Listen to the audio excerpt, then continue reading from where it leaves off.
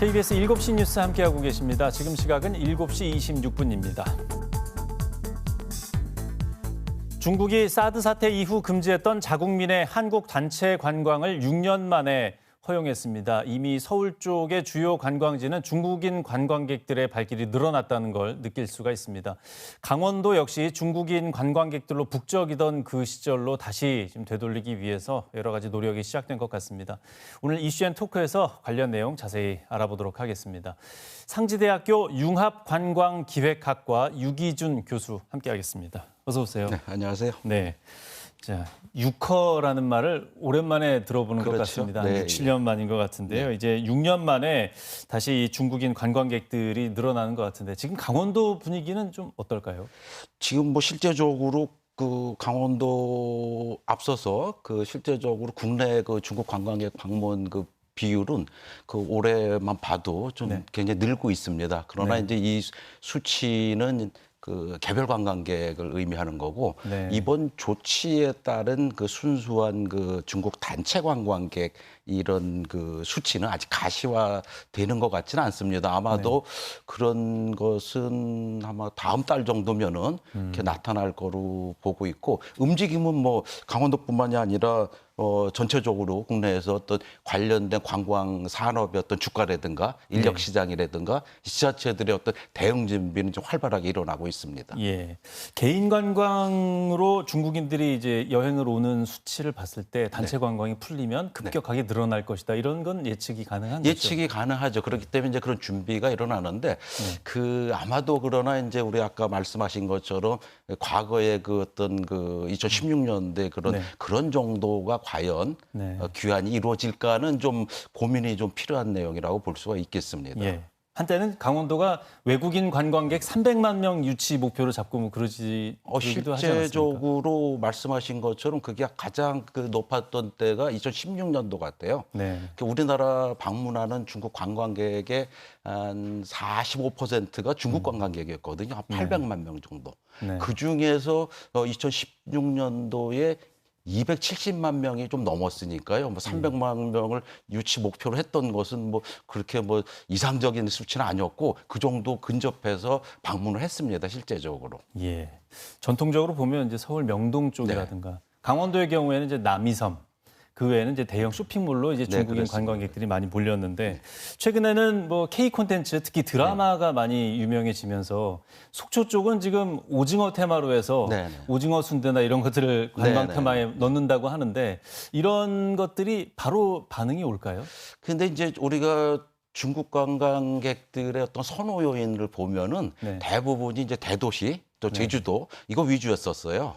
그러다 보니까 그런 대도시를 선호하고 중국 관광객들이 특히 대도시 주변의 도시 관광을 선호하는 건데 조금 바뀌어가고는 있긴 합니다. 그래서 당장 이 유커들이 들어왔다 하더라도 초반부에는 거의 뭐 기존과 관계없이 이제 그 대도시 중심으로 이루어질 게 좀 예상이 되고요.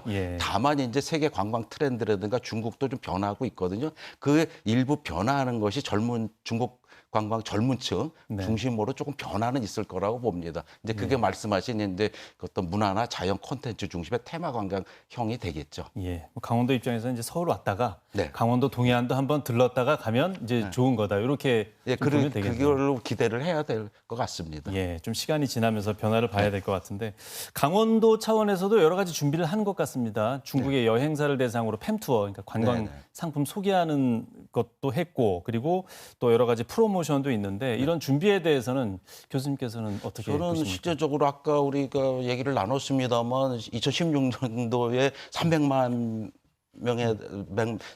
명의 어떤 그런 중국 관계 유치해보고 그런 사례가 있었거든요. 그런 아주 굉장히 중요한 경험입니다. 그래서 강원도가 그런 중국 관광 활성화 사례와 경험이 있기 때문에 그 중국 대상의 마케팅 채널이라든가 어떤 그런 네트워킹이 지금 회복되고 복원되고 있다고 봅니다.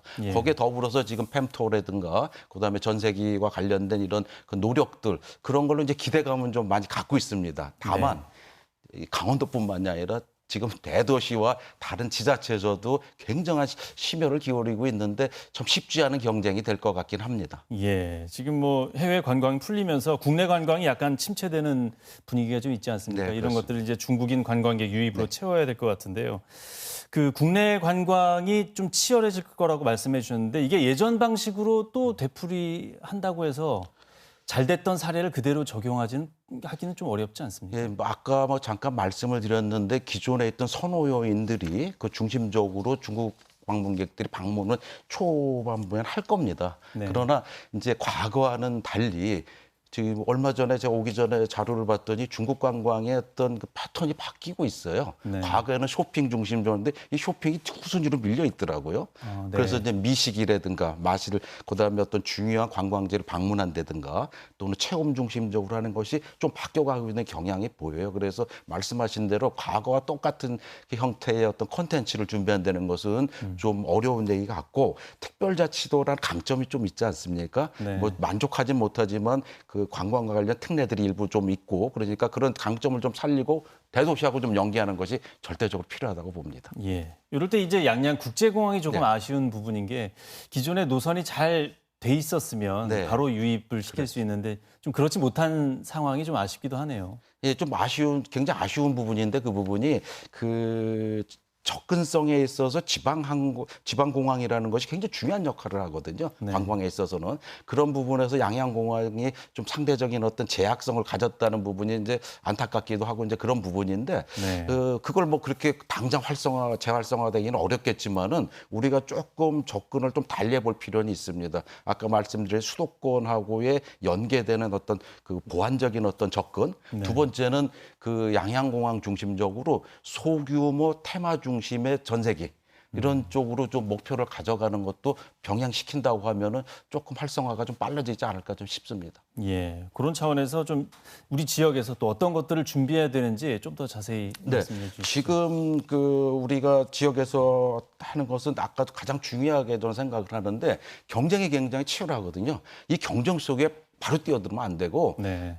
어차피 들어오는 것은 대도시 중심적으로 들어옵니다. 그것이 우리 봤을 때 서울이죠. 그래서 네. 수도권이라고 보면 그래서 수도권하고 강원도하고 좀 이렇게 연계돼서 그 협력적 관계를 구축하는 게 가장 중요하고 두 번째로는 강원도만이 가진 어떤 테마형 그 콘텐츠들을 빨리 몇 가지라도 차지해야죠. 뭐 단풍이라든가 눈이라든가 아까 얘기한 문학 작품이라든가 그것하고 더더욱이 중요한 건 뭐냐면 특별자치도가 지금 이렇게 우리가 추진되지 않습니까? 네. 거기에 그동안 못 담았던 그 차별적인 관광 특례들 이걸 좀 적극적으로 담아서 차별성을 확보를 해야지만 경쟁에 좀 유리하지 않을까 이런 생각을 합니다. 예. 또 다녀간 사람들이 만족스러워야 또 더 그렇죠. 많은 네. 관광객들이 올 테니까요. 준비를 철저히 해야 되겠습니다.